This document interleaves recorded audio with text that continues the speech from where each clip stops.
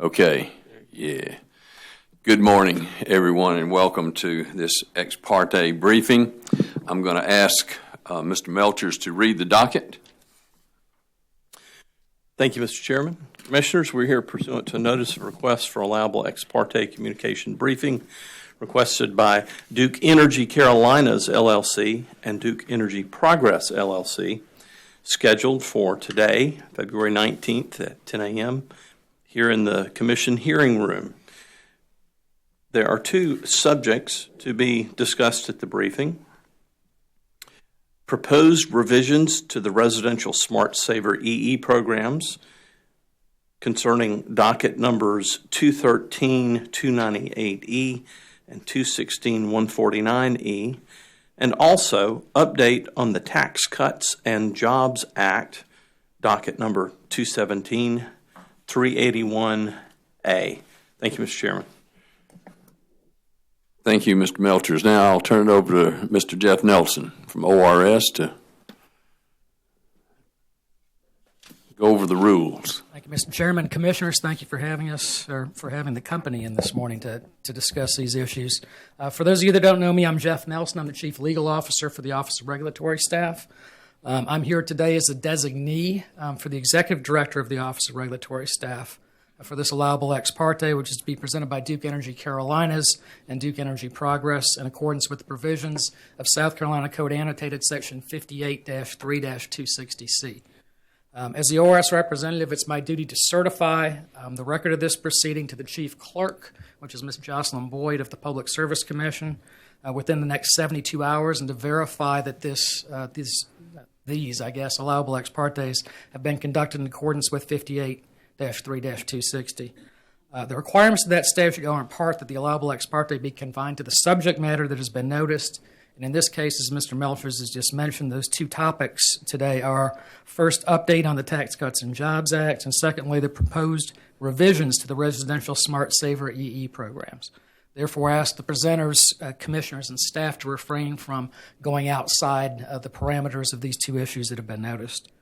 Under 58-3-260, participants, commissioners, and commission staff are prohibited from requesting or giving any commitment, predetermination, or prediction regarding any action by any commissioner as to any ultimate or penultimate issue, which either is before or is likely to come before the commission. In short, the presenters can't ask the commissioners for anything, and the commissioners can't give their opinion on anything. Finally, I would ask everyone that is in attendance today to please, you should have signed in when you came in, and you should have picked up a form as well when you came in. Please make sure that you read, sign, and return the form before you leave today. Thank you, Mr. Chairman. Thank you, Mr. Nelson. Before we continue, I almost forgot. Just wanted to welcome our newest commissioner, Ms. Florence Belzer. Welcome. And sitting in on our first meeting, so we're glad you're here. Okay, who's stepping up? I didn't know who was the person on board, so. Good morning, Mr. Chairman, Commissioners, Commissioner Belzer, and Mr. Melchers. Thank you for your time this morning and allowing us to share this information with you. I'm Sam Wellborn, the counsel for Duke Energy Carolinas and Duke Energy Progress. We have two ex parte briefings scheduled for this morning. The first will cover the company's Smart Saver program modifications, and the second will provide an update on the Tax Cuts and Jobs Act. On the Smart Saver panel are Tim Duff and Linda Schaefer. Mr. Duff is General Manager of Customer Solutions, Regulatory Strategy, and Evaluation.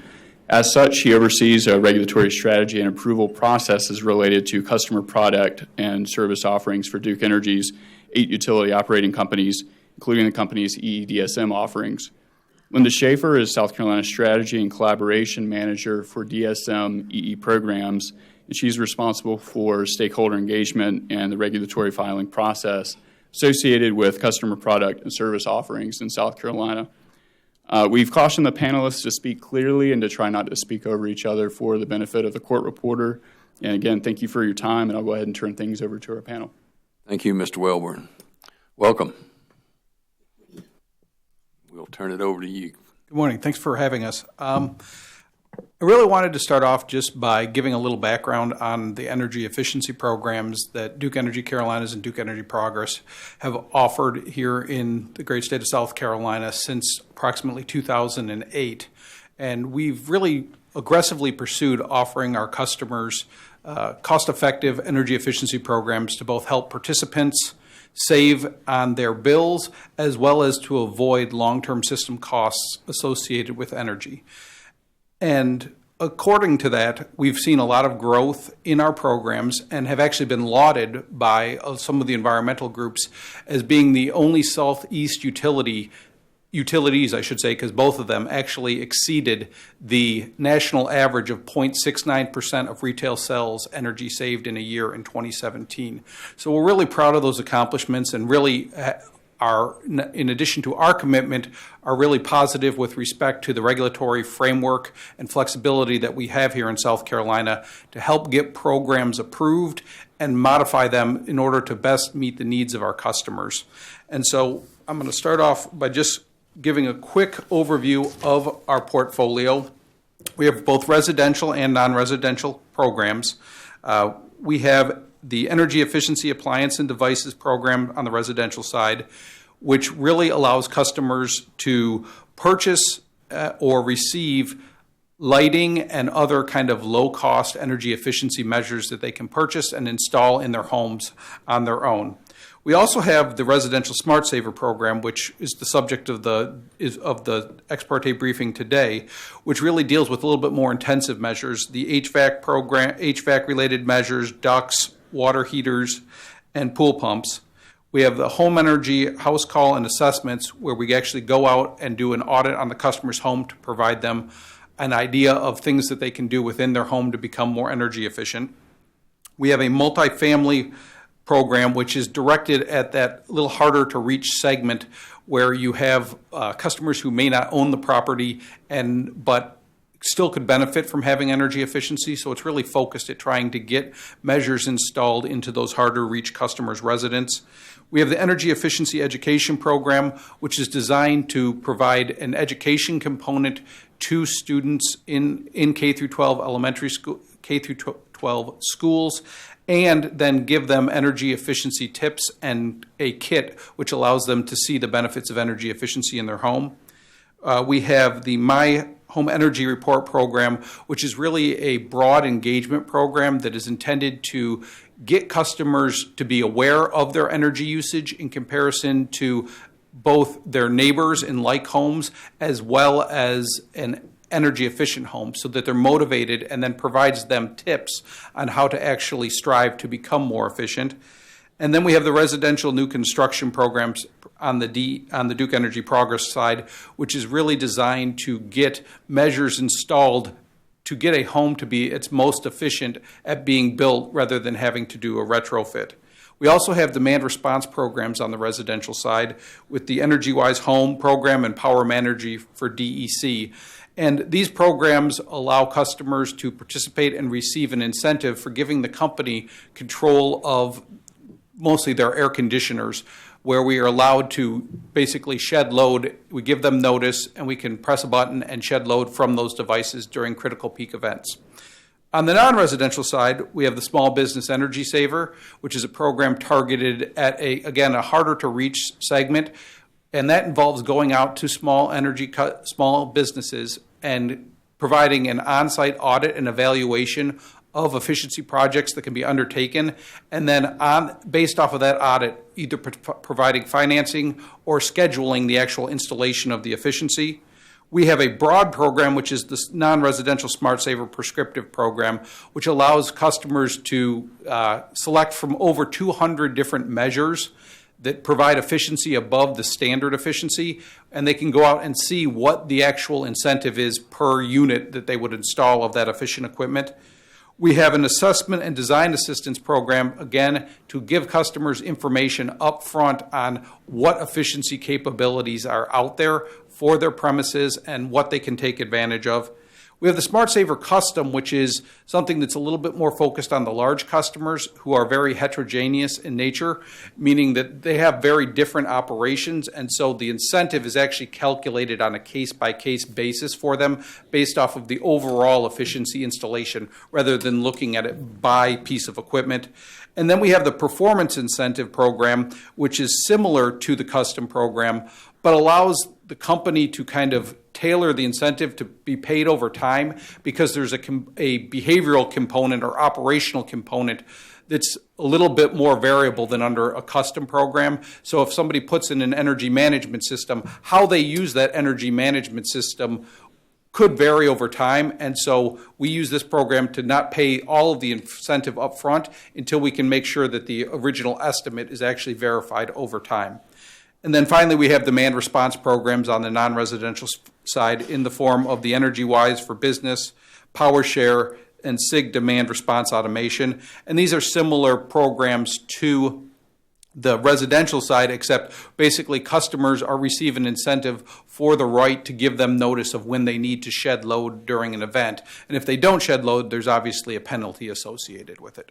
So that's our portfolio of approved programs. And again, Linda's going to be talking about the Residential Smart Saver program, which is a really important program for us because, as you all know, HVAC is a really critical piece. It's almost 40% of the average residential customer's energy consumption. So the modifications that were proposed were really designed to help make that program as robust as possible. And with that, I'll turn it over to Linda. Thank you.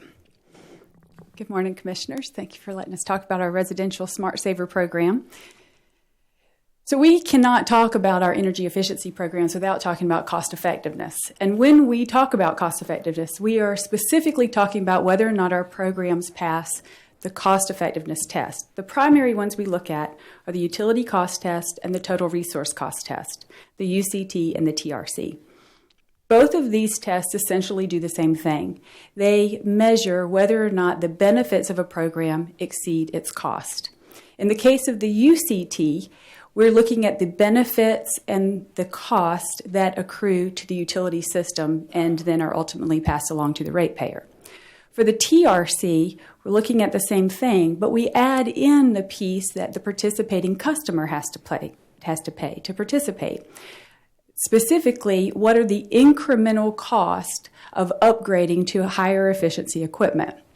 Those incremental costs are what brings us here today. We keep a very close eye on those because when we design a rebate or an incentive for a program, we have to find a balance between the projected lifetime kilowatt hour savings that equipment is likely to generate and the incremental cost to the customer. If the rebate isn't high enough, we won't push anybody over the edge. But if the rebate is too high, then we will inadvertently pass higher costs along to the ratepayer than what we should, and we will make our programs less cost effective. So as the market changes, these incremental costs change, and it's somewhat frustrating because we don't have any control over the incremental cost. We just watch them and adjust. And that's why we requested the modifications that we did to our tariff, because the incremental cost of high-efficiency HVAC equipment has dropped. And so our rebate has to drop accordingly in order to preserve our cost effectiveness. We currently have the upper limit of these rebates printed on our tariff, but our rebate has dropped, and having those higher numbers on the tariff could create customer confusion. To come back and continually update those numbers would create a condition of regulatory lag that could cause us to pass on higher costs to ratepayers than we should. So we would like to remove that confusion by removing this upper limit of that we have printed on our tariffs. That way we can preserve the cost effectiveness of the program and react as quickly as possible to market changes. We also mentioned in our filing some other changes that we've made to the program or would like to make. One is that we need to recalculate our TRC score. We calculate this frequently. We file it with the ORS as part of our annual filing. But since the incremental cost to customers has changed, the TRC score also needs to change. So we wanted to make you aware of that. We also are working to build cost effectiveness in another way. We have a referral channel where our trade allies, our contractors that work with our program, when they get a customer to purchase HVAC as a result of a lead that Duke generated for them, they pay Duke a referral fee. We take that referral fee and defer program cost with it, so it makes our program more cost effective. We also have contractors and trade allies that go through the normal channel, where they just have a customer that wanders in to their store and they sell them a HVAC and then file for the rebate. Over the next 3 years, we would like to transition all of our rebates through the referral system in order to funnel those referral fees and defer our program cost. And then lastly, we've asked for the 90-day time frame for filing applications for rebates to be removed from the tariff and instead reference the time frame we have on the website. It's because the time frame on the website is shorter and it'll allow us to get rebates to customers faster. So the primary goal in all these changes is to preserve this important program for our customers. We need it to remain cost effective so we can continue to offer it and accrue these benefits for all our ratepayers. Thank you.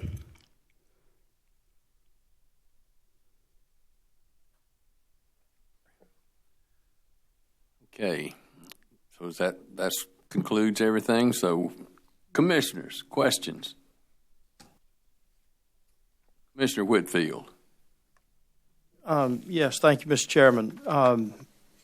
I guess my questions might be to both of you, but perhaps a little bit more toward you, Ms. Schaefer. You said, or maybe Mr. Duff said, that 40% of the costs were attributed to, I think you said that, Mr. Duff, that were attributed to HVAC systems. Is that right? Yes, that's an approximation of the percent of energy usage and energy cost that's associated with HVAC. That's an average. Right. That's kind of what I thought I heard you say. And Ms. Schaefer, you were talking about the incremental costs falling related to HVAC, and you need to adjust your tariff accordingly. And that's what it says in your slide as well. How much is that incremental cost fallen, and could you, I guess, define accordingly a little bit more, or what we're talking about? The incremental cost, according to our calculations, has fallen in excess of 20%.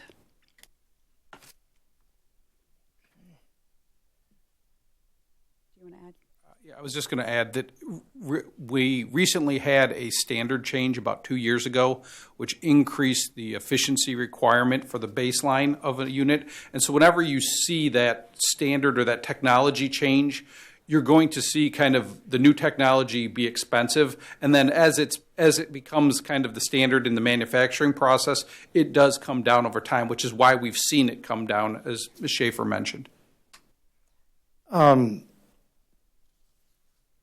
I know, Ms. Schaefer, I think you said some of these things were on your website, but how is it without these tariffs being published like that with in numbers like that? How is a customer going to be able to find these changes, or what you're proposing? How will it be transparent to the customer? They'll use our trade allies, which is what they already do, because the numbers that we have on the tariff now are the upper limits of the rebate, and they've already dropped. So I think right now we have $600 on there as our highest rebate, but our highest rebate currently is only $400.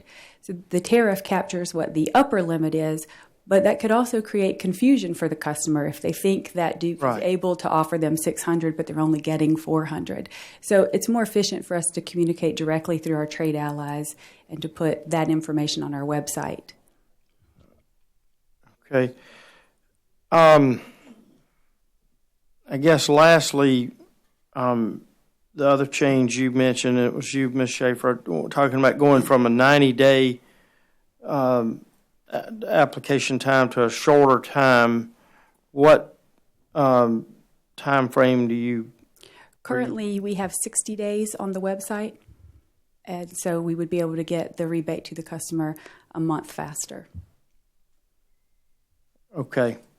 I think that's your last bullet point, shorten time for customers to wait for their rebates. Yes, sir. All right, thank you. That's all I have at this time, Mr. Chairman. Thank you. Commissioner Howard. Thank both of you. I'm trying to think of the impact of the total program in relationship to your total rate base.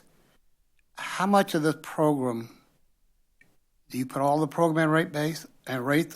What percentage of the program you put in rates? We put all the program costs in our annual rider. And so any program that is cost effective, then we're eligible to get reimbursement for that program through our annual rider, which will be, our DEC rider will be filed on March 1st. A lot of these programs, to me need the advantage of advanced metering. Do you agree with that? I think advanced metering will help us to know how to serve our customers better. We'll have better data and we'll be able to communicate with them better. How many of your customers you can, numbers or percentage-wise, probably be able to have advanced metering capabilities? I have to defer that to Mr. Duff.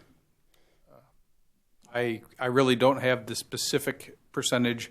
I would say it's likely greater than 60% in South Carolina.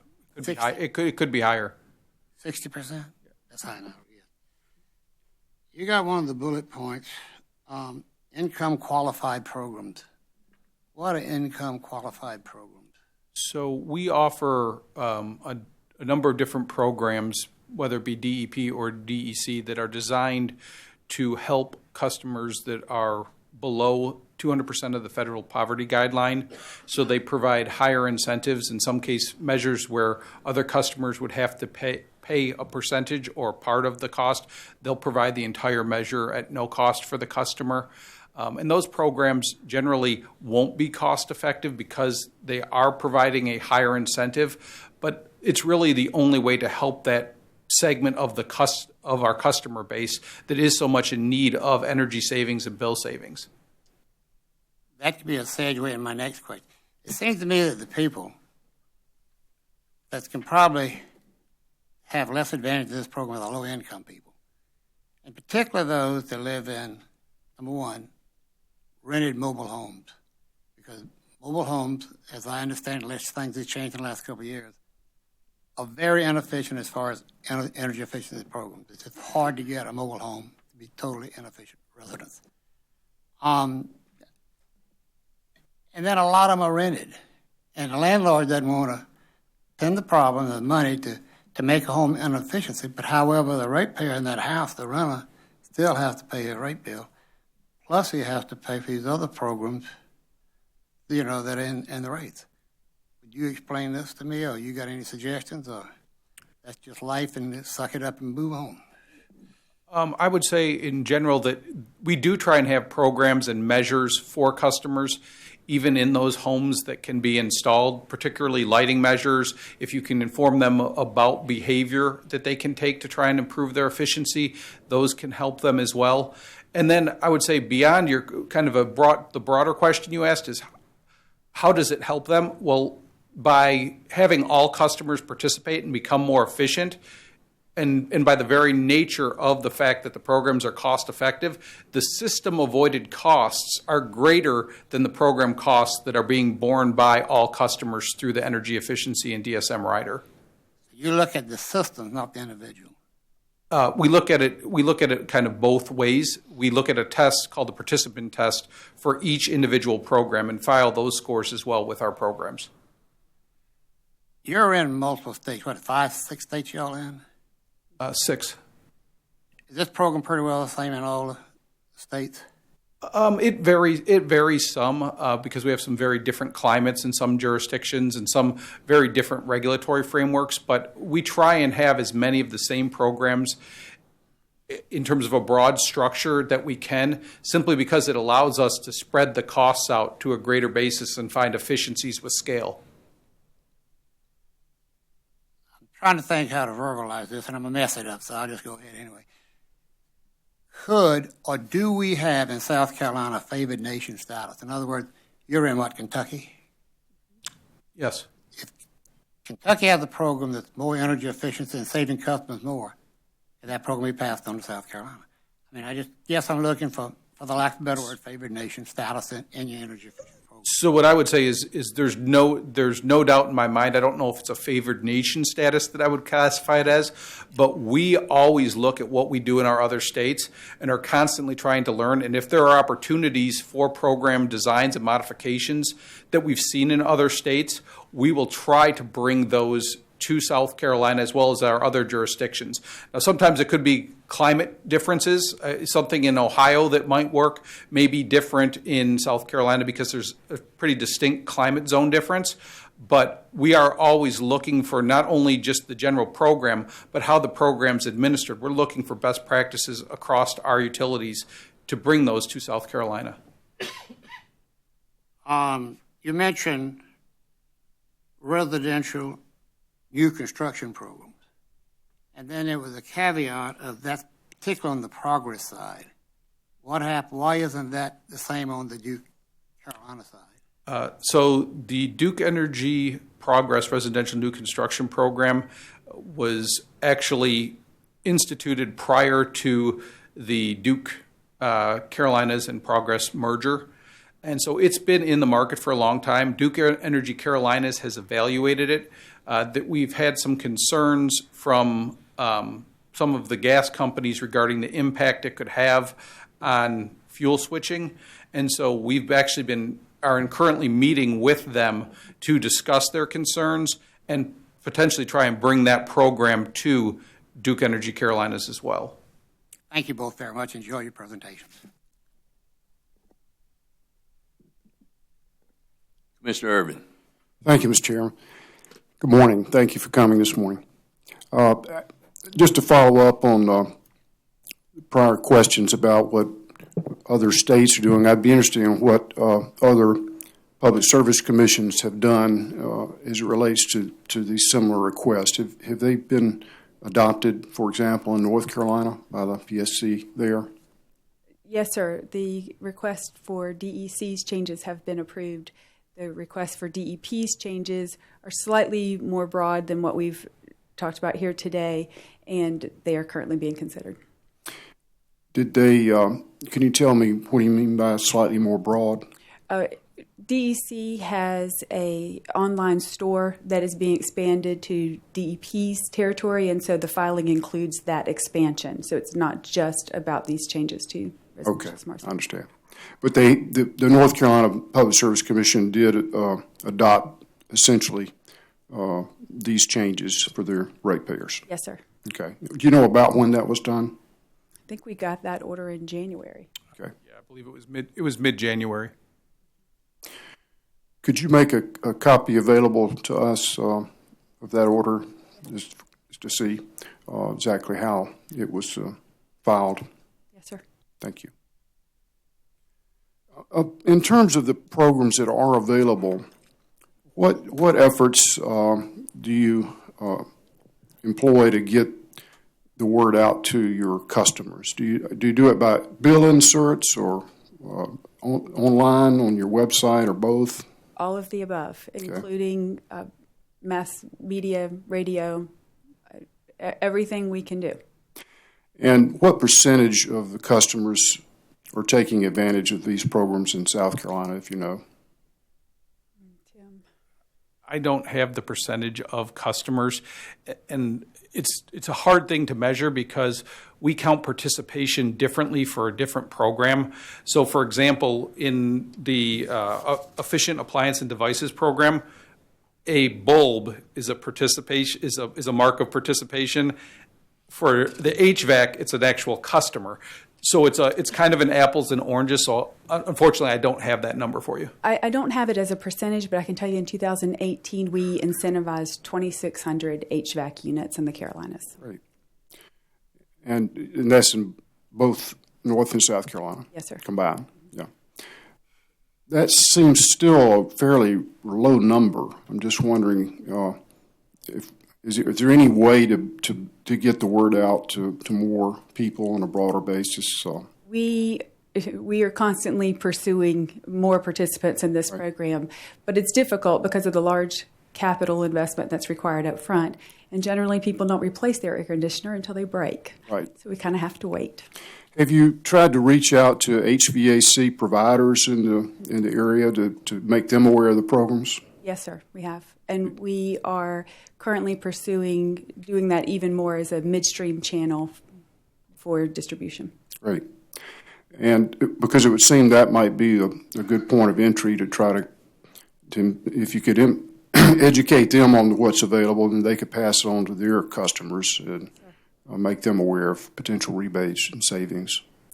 What about home builders? Have you reached out to, for example, the South Carolina Home Builders Association and in any way to make them aware of what they can do in terms of renovation or new construction of residential ratepayers?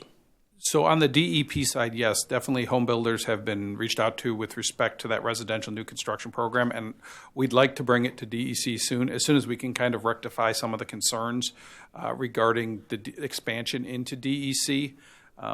It's kind of a fortunate thing that the DEP program is already approved because they didn't raise that concern originally. I'm pleased to hear that you're making that effort. It just seems that, the more we can do, the better. This is the low-hanging fruit that really, if we could get everyone on board, we could see significant cost savings for ratepayers. And so I commend your efforts. I'm wondering if there are best practices in other jurisdictions. For example, in the South, obviously the bill's going to be running a lot higher during the summer season. Have you looked at other states to see what some of their best practices are in trying to reach customers? Is kind of a regional standard, for example? Yes, as I mentioned, we talk with other utilities as well, are a member of a number of kind of regional organizations that look at efficiency that's going on in other states. But I'm proud to say we've been kind of lauded as the leader in terms of what's being achieved. And again, I think it's a tribute to Duke being committed to it, as well as the regulatory framework that's been established here in South Carolina. I know a while back, some of the South Carolina co-ops were assisting their ratepayers that lived in mobile homes by going out and putting some kind of sealant on the rooftops as a way to reduce the loss of air conditioning and heat.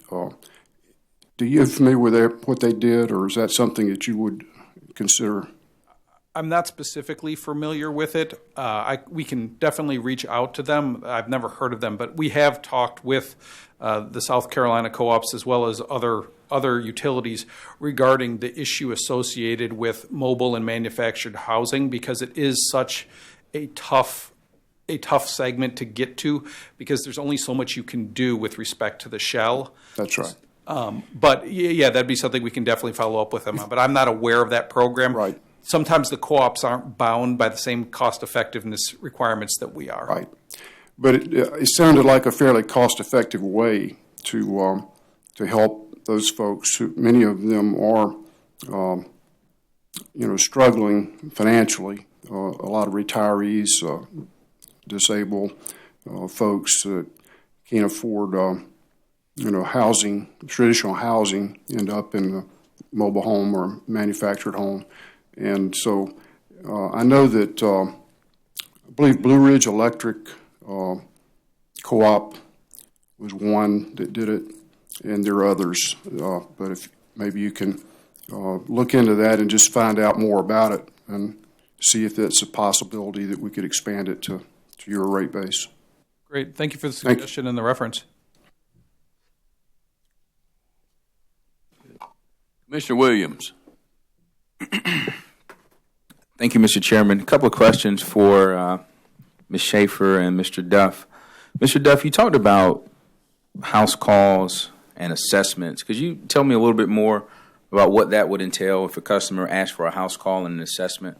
So the customer would reach out to the company, and an assessment would be scheduled in which a Duke certified inspector would go out to the home and do a walkthrough audit where they would look through the home and identify areas where there could be caulk put in, where there are, air gaps, things that customers can do fairly quickly, as well as also looking at things like the age and efficiency of their existing HVAC system, looking and see what kind of thermostat they have, anything that they can see that they could recommend to the customer to make a energy efficiency improvement. And then they also will bring with them a number of LED light bulbs, some weather stripping, low flow faucet aerators, that they will then install if the customer requests them to, if they don't have that efficiency equipment in their home. So there is a direct install component as well as that education piece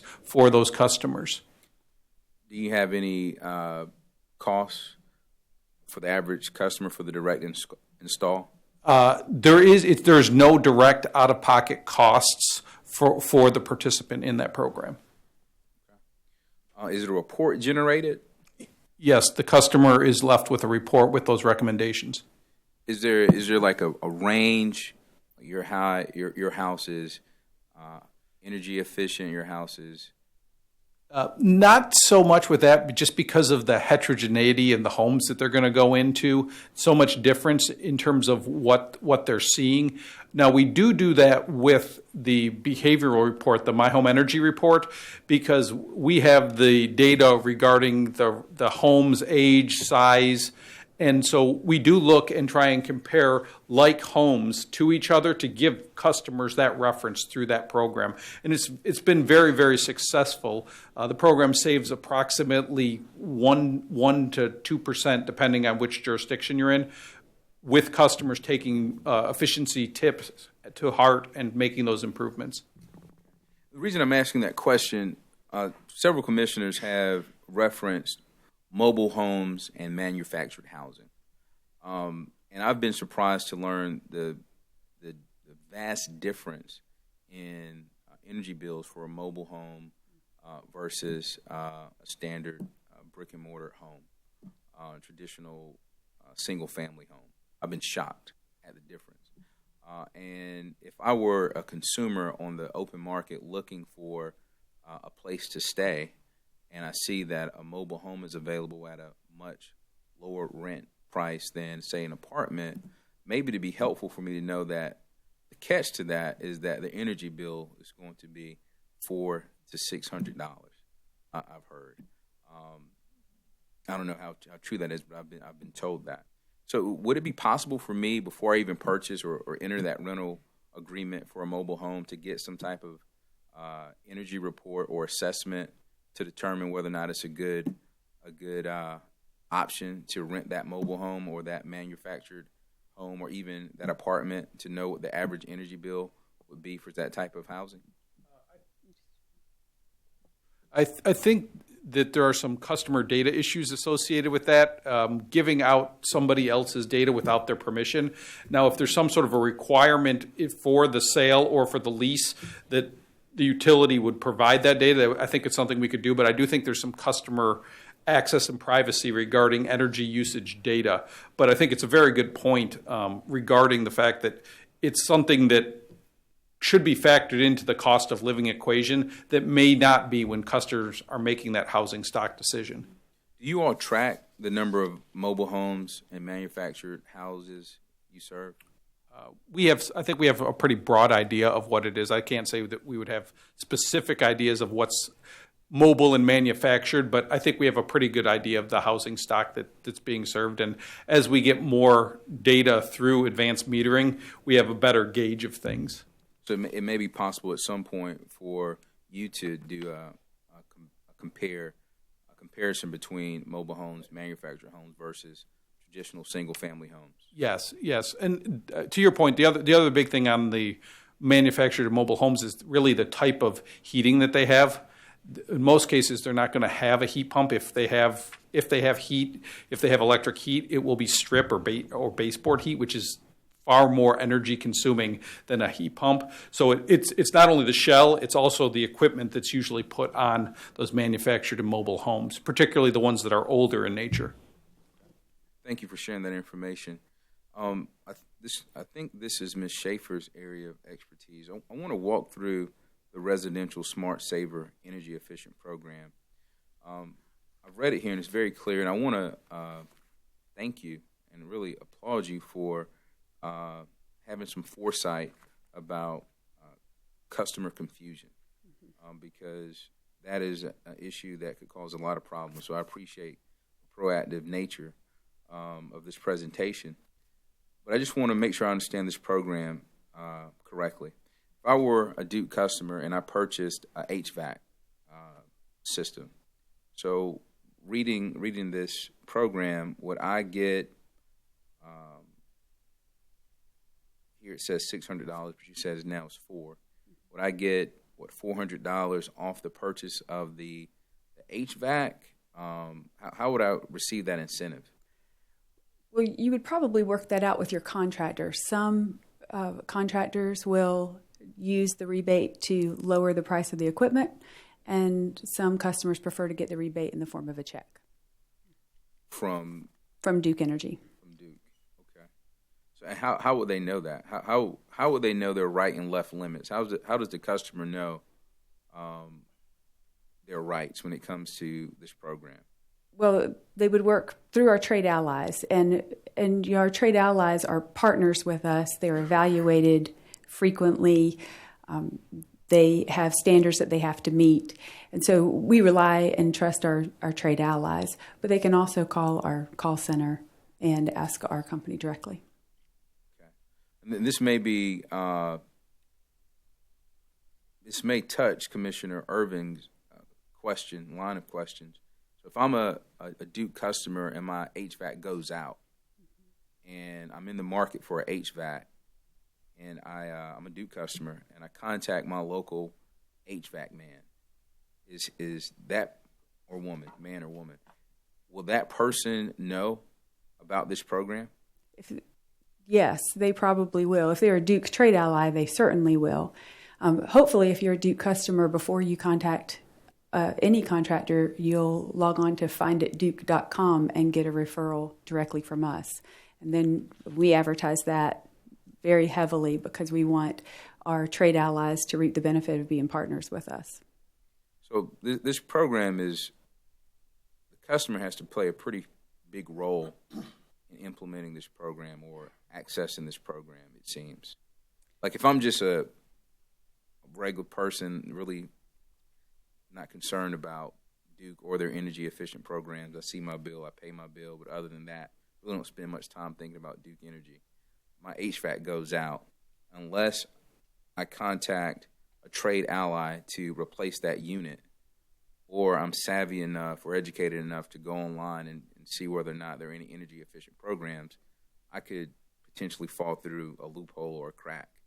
Potentially, you could. We try to catch people by having an extensive trade ally network, recruiting contractors to be part of our trade ally network. And we have staff dedicated to that purpose, so that the odds are greater that if you wander into your local contractor, that contractor will be a Duke Energy trade ally. Do you track the number of trade allies you have in a service area? Yes, sir. And you may have already answered this question. What's the percentage of contractors that are trade allies? I don't know the answer to that question. Is it possible to have 100%? It's possible. It's probably unlikely, but it's possible. So I see that the 90-day completion or the application must be made within 90 days of completion of the work, as noted on the company's website. That has been changed to 60 days. Yes, sir. So if I miss that 60-day deadline, essentially I don't get to take advantage of the program? Yes, sir. We found, though, that it's usually the contractors that are turning in the paperwork, and they were holding it for the full 90 days because they had 90 days before they had to get it back. So by shortening it to 60 days, they would be less likely to hold it as long, and it would be to the benefit of the customer.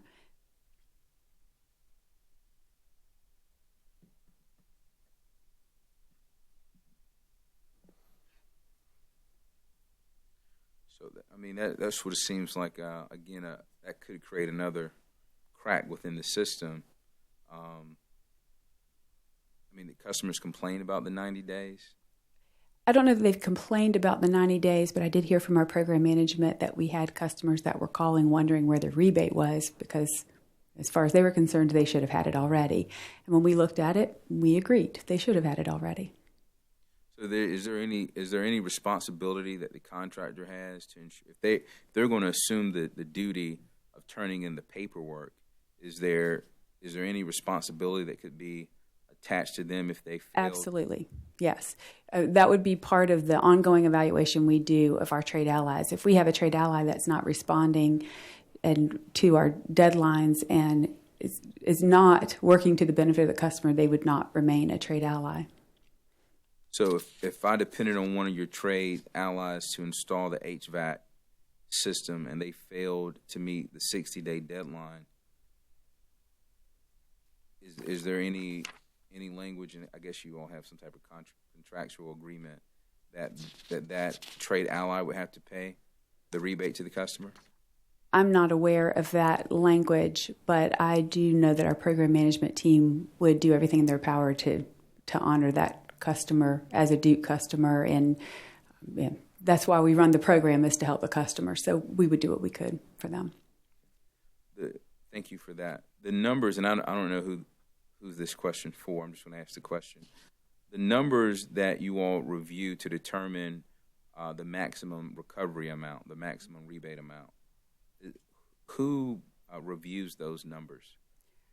Our program management team keeps track of those numbers, but they work with local distributors and manufacturers to gather the information, make sure it's accurate.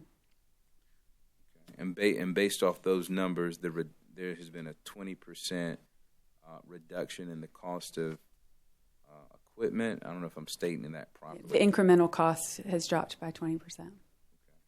Are those numbers assessed or reviewed by an outside entity, or is it all internal?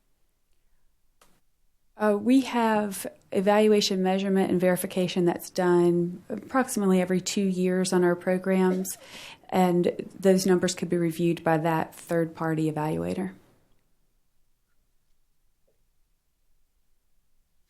All right, that's all my questions. Thank you so much. Thank you, Commissioner Williams. Commissioner Urban. I wondered about lead certification. Are you all involved in that at all? No, it's generally done by builders. Is there some way that you could promote it in your literature for the high-end side of the market? Because I know that you have to really prod an architect or builder to talk about it. A lot of them don't ever mention it unless you know about it. But if we could get more people on the high end of the market to participate in a LEED certification, that would either in renovation or primarily in a new housing contract plan, that would seem to be a wise way to try to reach that end of the market. Would you look into that and see if other states are doing it? Yeah, we can definitely look into that. I think there's a gold, silver, and bronze LEED certifications, and it's hard to get to the gold standard, but it can be done if somebody wants to, to really go after the savings. And as I recall, are there still federal tax credits available for that program? It seems like there may have been at one time. I'm not aware off the top of my head, but we can definitely check into that. Right. Thank you. Okay. Any other questions? I've just got a couple. One on your where the company does load shed or peak shaving. Do you do that during all peak hours, or is that just on certain events? It's during certain events because you run the risk of having customers choosing to get off the program if you call it too much. So we give them day ahead notice when we're expecting some sort of a system event. Extreme weather, usually it's extreme heat since the devices are really hooked up to air conditioners. So yes, we run it, I believe we tell them up to 10 times a year, and it really depends on the system operating pattern and what the needs are. We try not to do it 2 back-to-back days because, again, you get that customer where they say, you know what, my annual incentive isn't worth me having to deal with this. But we haven't had a ton of drop-off because we do try and manage it that way. So it's not like you cycle air conditioning unit on and off during peak hours, just as a normal, where you don't even really notice it, where the customer, the ratepayer, doesn't really. No, it's not part of normal operations. It's only when we give them the notice of the day ahead of an event. Okay. Thank you. One of the things y'all said was that incremental cost had fallen 20%, but the rebate has gone from 600 to 400, which is about 30%. Where's the difference there? Well, we balance the rebate with the projected lifetime savings, and it's just like we look at incremental cost, we look at incremental savings. So the difference between the baseline and the higher efficiency equipment has gotten more narrow. Okay. Thank you. Commissioners, anything else? Okay, Mr. Wellborn, anything more for this panel? No, Mr. Chairman. Okay, Mr. Duff, Ms. Schaefer, we appreciate y'all being here, and you can step down, and looks like Ms. Shirley Smith is up next. Yes, we'll take just a couple of minutes to switch out our presentations, and please call Laura Bateman and Cooper Monroe up to the table.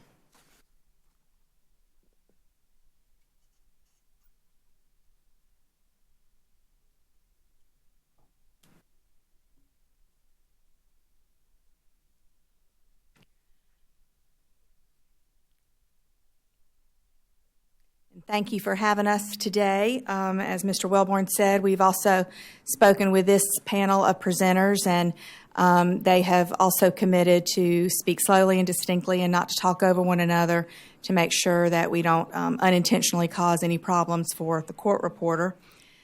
Here today we have Laura Bateman. She is our Director of Rates and Regulatory Planning, as well as Cooper Monroe, who is Duke's Director of Tax, and I believe we are ready to go, if the commission is ready. We are ready. Thank you. I'll turn it over to you.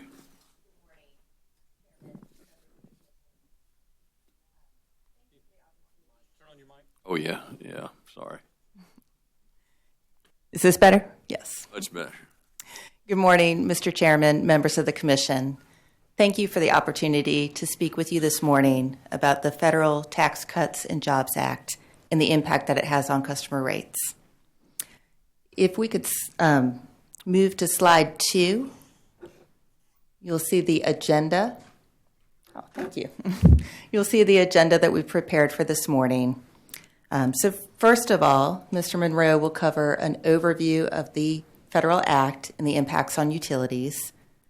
And then I'll talk about the corporate income tax rate reduction and at a high level how that impacts customer rates.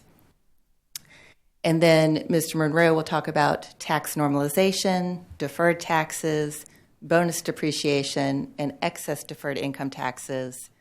And then he'll turn it back to me at the end to talk about Duke Energy Carolinas and Duke Energy Progress's specific proposal on how to implement the Tax Act in customer rates.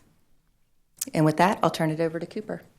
Thank you. Thank you, Commissioners, for having us today. So just quickly on this next slide is a very summarized overview of key provisions from the Tax Cuts and Jobs Act that impact utilities. Certainly the law is much more voluminous than this, but we're just focusing on the ones that impact utilities the most. Certainly number one is the drop in the tax rate from 35% to 21%. That's a 40% reduction in the tax rate. The next item is bonus depreciation. We'll get into an example showing what bonus depreciation is and its impact a little later on. Third thing is normalization of excess accumulated deferred income taxes. This is taking the deferred income taxes that represent that 40% reduction in the tax rate, and the law requires a flowback of that excess deferred taxes for property-related protected excess deferreds over basically the book life of assets they're related to. The retained net interest, the general rule under the Tax Cuts and Jobs Act is that corporate taxpayers are limited on interest based on a maximum cap of 30% of adjusted taxable income. The law accepted out regulated utilities, including electric and gas utilities, from that rule. The offset to that is there's no more bonus depreciation for utilities. And then lastly, prior to the Tax Cuts and Jobs Act, there was a manufacturing deduction that utilities, electric utilities could use, and that is no longer applicable after the Tax Cuts and Jobs Act. So these provisions are generally effective starting in 2018.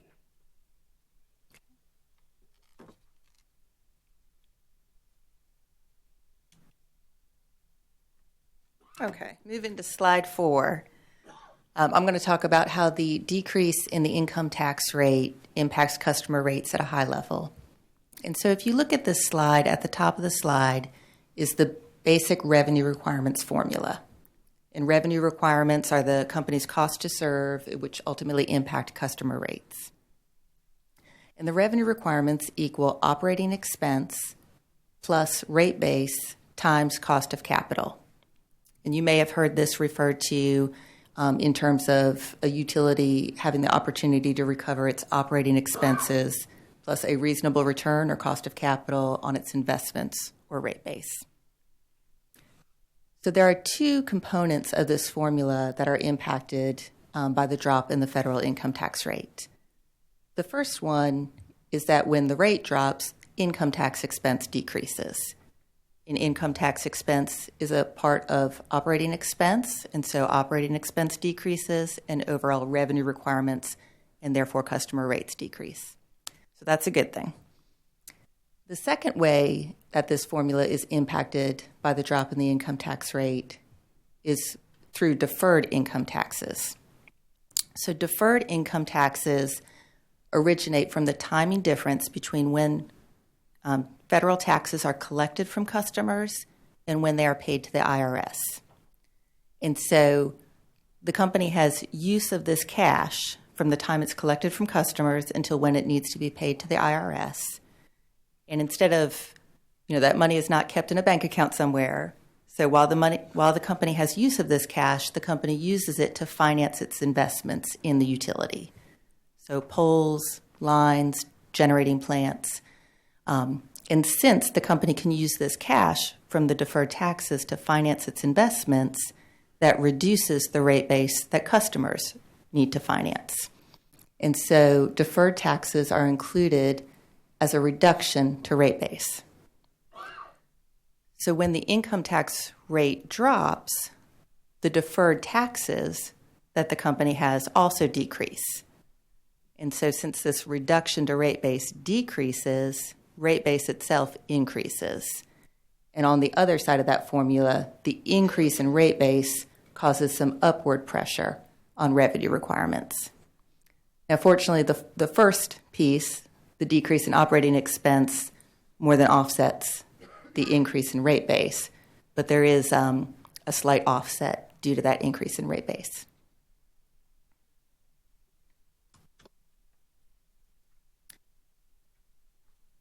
On the next slide, now that I've talked about that high-level benefit from the decrease in the income tax rate, as you're aware, the current rates that Duke Energy Progress and Duke Energy Carolinas customers in South Carolina pay, the base rates were established when the federal income tax rate was 35%. And so, since January 1st of 2018, pursuant to this commission's order, the company has been deferring that difference between the 35% and what rates would have been had the tax rate been 21%, we've been deferring that difference in deferred revenue. We call it deferred revenue. It's a liability. And as part of our proposal, we'll be proposing to return that to customers. And I'll talk more about that later when I get to our specific proposal. But just wanted to explain a little bit about that deferred revenue bucket that we have to return to customers. Okay, so now I'm going to touch on this concept called tax normalization, which you might have heard of before. Tax normalization is actually the only rule in the Internal Revenue Code, which is Title 26 of the Federal Code, that tells corporate taxpayers who are utilities how to recover tax expense for rate-making purposes. And this was established over a number of years, started in the 60s and established and was came along in the 80s with further federal laws. But the thrust of normalization is that there's a proper allocation of tax expense between current and future customers. And really, you have to think of it in two different pieces here to understand normalization. There's two types of taxes. There's current taxes, the cash tax that the utility pays to the IRS, and then there's deferred taxes, which Ms. Bateman was just referring to, which are taxes that the utility is going to pay to the IRS in the future. When we're doing our cost of service component of taxes, it's both those taxes added together that we're recovering in our base rates as cost of service. And then as Ms. Bateman pointed out, the deferred taxes reduce rate base. So that represents kind of a sharing. The utility gets the cash flow benefit of paying less tax from accelerated depreciation, but rate base is reduced by the amount of that deferred tax that you're going to pay in the future. So that's the overall concept. So normalization, big concept, is required by the IRS, by the federal government. FERC is also requires normalization as well.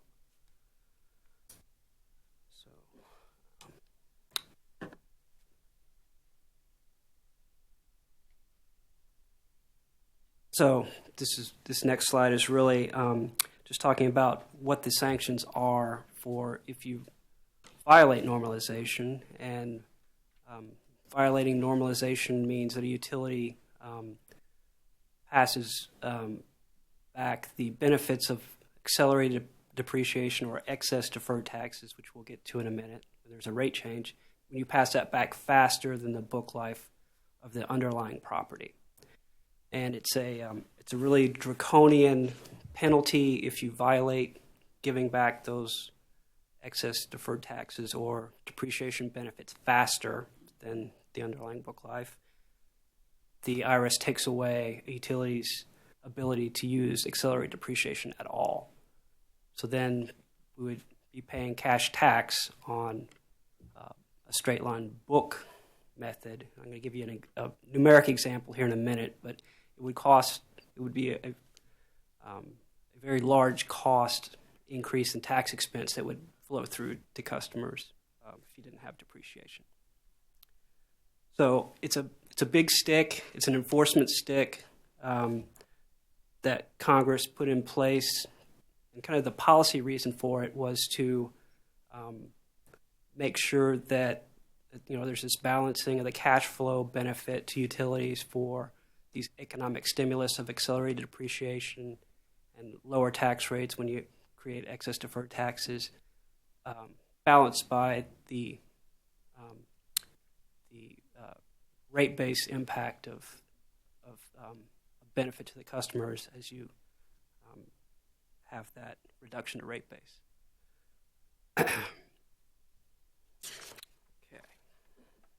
So just to try to drive this home with some numbers. So this slide here is just on slide 8 is just pointing out how there's a difference between book depreciation and tax depreciation. And if you'll just notice at the bottom of the page, everything comes back to zero at the end of the day. Book depreciation is $1,000 evenly spread over the 10-year life. The next column over is the tax depreciation, which is rapid, which Congress put in so that businesses would have capital formation. Utilities are big capital-intensive businesses.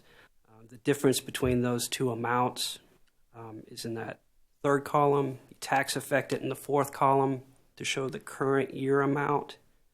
And then the accumulated is really just a running total of the tax-affected difference through the years. You can see it rises. The accumulated deferred taxes rise up until you get to year 5, and then they start turning around, and at the end, come back to 0. So it's all timing.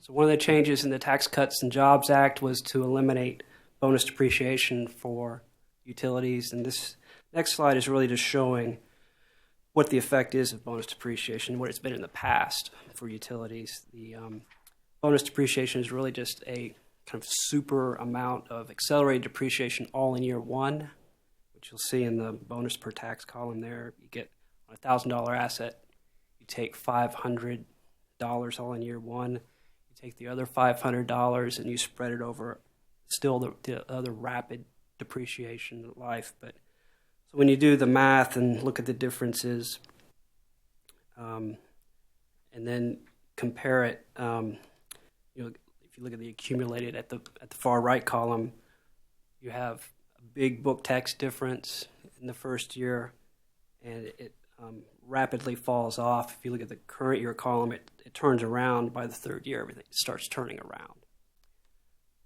So that bonus depreciation had a big impact in our deferred taxes in the past before TCJA.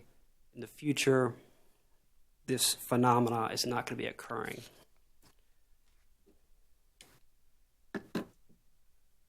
So slide 10 is really just driving home how the difference with and without bonus depreciation is going to affect deferred taxes. It's going to affect rate base. It's also going to affect cost of service. So really the next concept we want to talk about is when you have the rate change, and you have an asset that you've been depreciating at the higher rate of 35%. This chart just shows what happens to excess deferred taxes on a property-related asset. Years 1 through 3, 1 through 4, we're accumulating deferred taxes at a 35% rate, and then in 2017 we have the Tax Cuts and Jobs Act. The rate goes down to 21%. We revalue those deferred taxes, so we had built up 180 balance in deferred tax, accumulated deferred tax, but when you revalue it at 21, now it's 108, and we have 72 too much deferred tax that's never going to get paid to the IRS. So what do we do with that?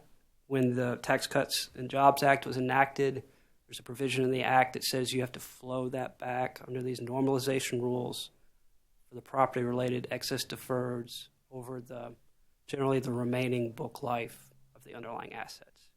So that $72 here flows back to customers over the remaining book life. In this example, the remaining years 5 through 10. So that has, on the cost of service, it reduces the cost of service component, but on the deferred taxes, gradually over time, rate base will increase. So just trying to round this whole thing out. On the excess deferred taxes, there's different kind of buckets of excess deferred taxes. There's a bucket of excess deferred taxes on protected assets, which are property-related assets, which is the vast majority of what Duke Energy Carolinas and Duke Energy Progress have, because we run a electric utility. And that's all subject to normalization, and those have to flow back over remaining book life.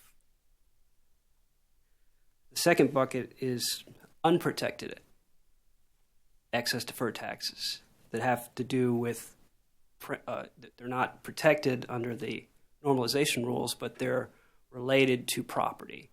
Kind of the classic example here is items that are considered repairs for tax purposes, but have to be capitalized for regulatory book purposes. So we get here's an example. On our distribution system, if you have a pole that gets knocked down by somebody because they run off the road and knock the pole down, one pole. For tax purposes, that is a repair because the whole unit of property is something like 40 poles and the line in between. So that kind of whole 40 poles would have to be, or more, there's a certain percentage of that 40 poles would have to be destroyed before you had to recapitalize. But if you knock down just one pole, you're repairing that asset and you deduct the repair. For book purposes, that's capitalized. That pole is capitalized and put into PP&E. So we deduct the pole for tax. It's not protected under normalization rules, but it is kind of intrinsically linked to our property. So that's unprotected excess deferred for property, and then everything else is timing differences between book and tax, taxable income that are not related to property and they're not protected by the normalization rules. So with that, I will toss it back to Ms. Bateman.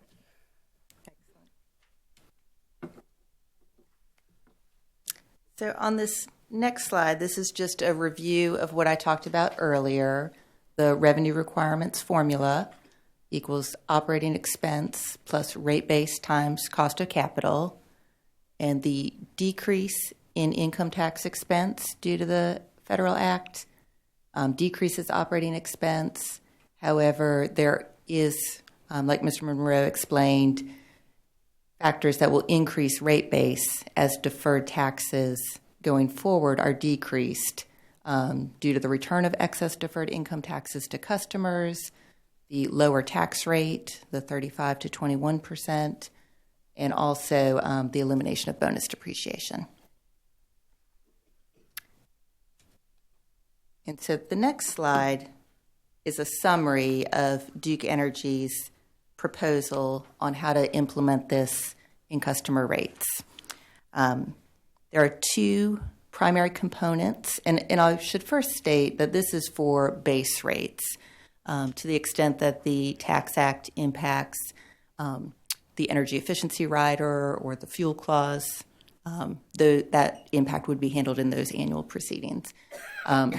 However, for base rates, there are two main ways that we propose to implement the Act. The first is through an excess deferred income tax rider, or EDIT rider.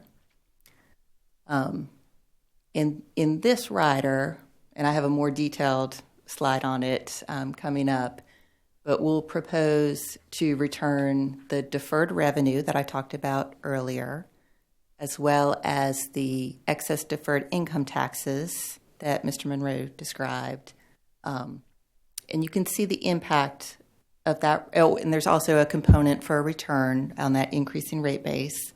And you'll see the impact for the year one rider that we've proposed up there on the screen. It's 3.7% benefit or decrease in customer rates for DEC, for Duke Energy Carolinas, and a 1.7% benefit or decrease in customer rates for Duke Energy Progress.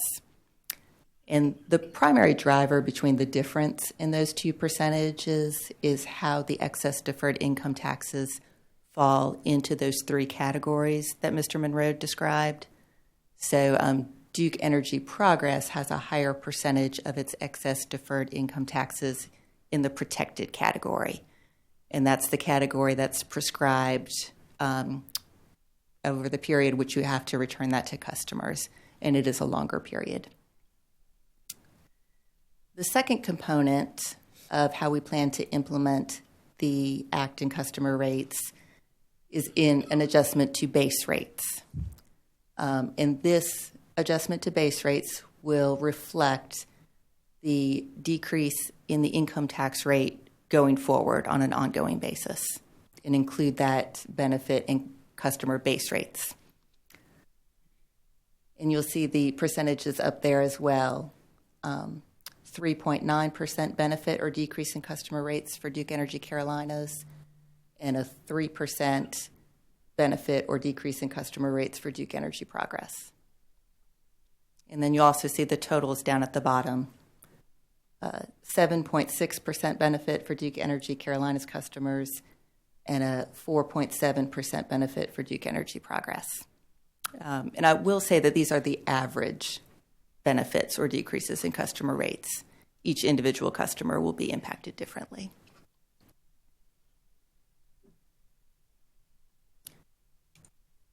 The next slide has a lot of detail on it. This is the slide for the EDIT rider that the company is proposing. And you'll see in the first column there are the categories of benefits that we are planning to return to customers or proposing to return to customers. The first one is the deferred revenue that I spoke about. And you'll see up here we have the 2018, January through December 31st, 2018 deferred revenue. That will be included in the year one rider. We will continue to defer revenue until we actually implement the lower tax rate in customer rates. So we'll continue to defer during 2019 until we're able to implement new customer base rates, and we'll include that additional deferred revenue starting in the second year of the rider. And the rider will be updated annually. The next three categories are the excess deferred income taxes, the protected, unprotected PP&E related, and unprotected non-PP&E related that Mr. Monroe described. And the next category is the North Carolina excess deferred income taxes that resulted from a decrease in the North Carolina state income tax rate.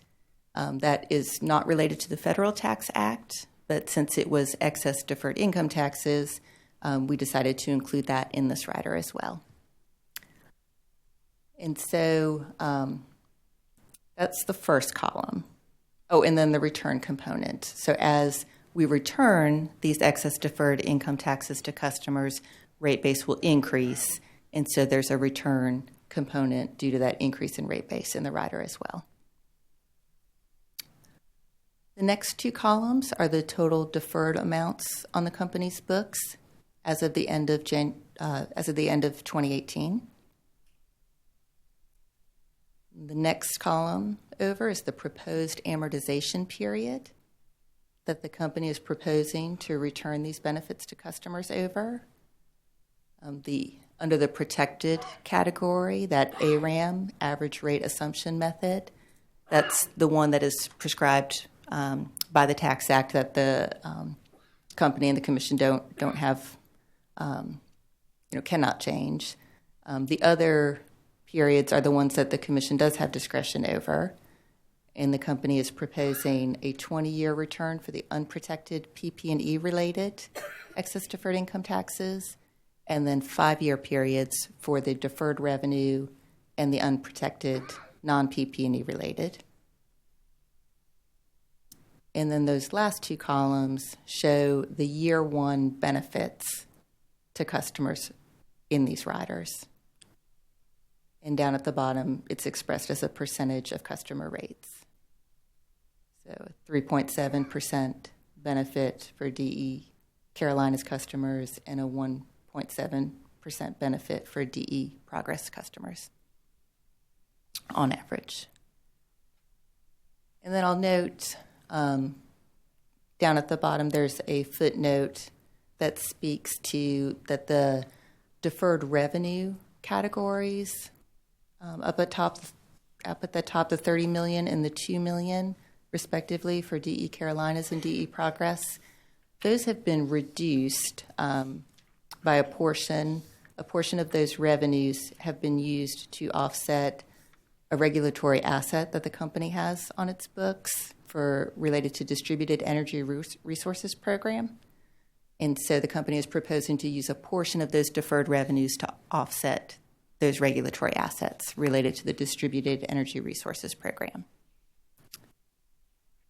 And that's has has been done in some other jurisdictions where states have allowed utilities to use a portion of the benefits from the Federal Tax Act to offset some deferred costs or regulatory assets.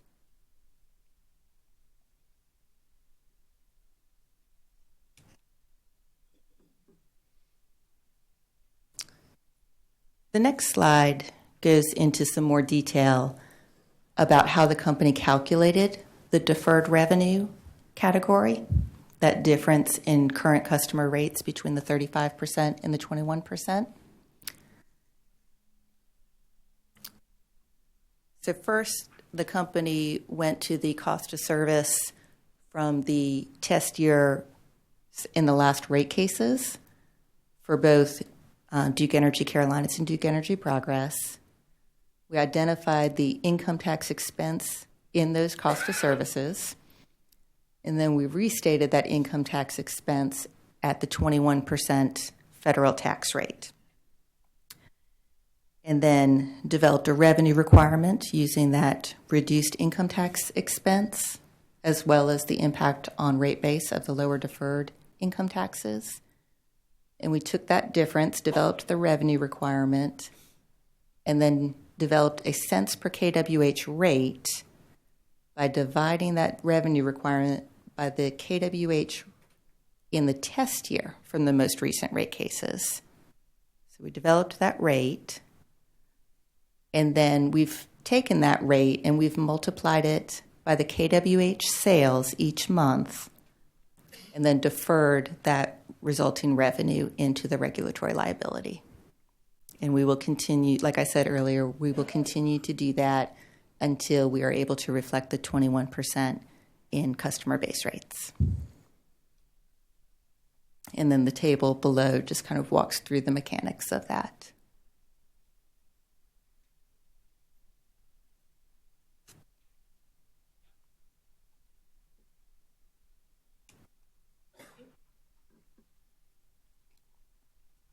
The next slide shows the adjustment to base rates that the company is proposing. So this is to reflect the ongoing impact of the reduction in the income tax rate from 35% to 21%. And you can see the benefit to customers that is included in this piece. It's a 3.9% benefit for DEC customers on average, and a 3% benefit for DEP customers on average.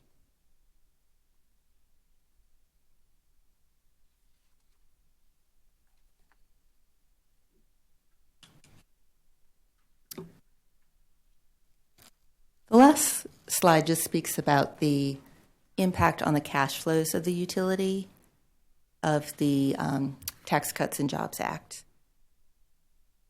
And I think we've talked a little bit about this. We've talked about deferred income taxes being a source of financing for the utility, that we've been able to use that benefit, that cash, to finance investments in the utility and offset rate base. So as those deferred taxes decrease due to the lower income tax rate, due to the elimination of bonus depreciation, and due to the return of excess deferred income taxes to customers, the company no longer has that source of financing and must find alternative sources of financing. And this places pressure on the company's cash flows and can place pressure on the company's credit metrics. And so we just wanted to include this slide because we think it's important to balance the impact on credit metrics and cash flows, because the credit metrics and having good credit quality are important to having a low cost of capital. And the cost of capital, if you remember that revenue requirements formula earlier, impacts cost of service, revenue requirements, and customer rates as well. And so there's a balancing act. And so the company thinks that the proposal that we've put forward provides that right balance of immediate benefits as well as ongoing benefits to customers over time. And that is the end of our prepared remarks. Thank you. Commissioners, questions? Commissioner Howard. There's a theory in this world that you should never ask a question if you don't know the answer to. This is a total violation of that theory. And I have no clue what the answer will be. Would it make any difference if a utility used the test year that was a future test year or a historical test year? In terms of calculating the I guess deferred income there, yeah. Yeah, that rate for the deferred revenue. Mm-hmm. I think it would. I think the test year that you use will impact the results, or could impact the results, depending on the unique attributes of that test year. So the company chose to look at the test years that were used to establish current customer rates and use those test years to calculate how current customer rates would have been impacted by that change in the tax rate. Thank you. Now I'm much smarter.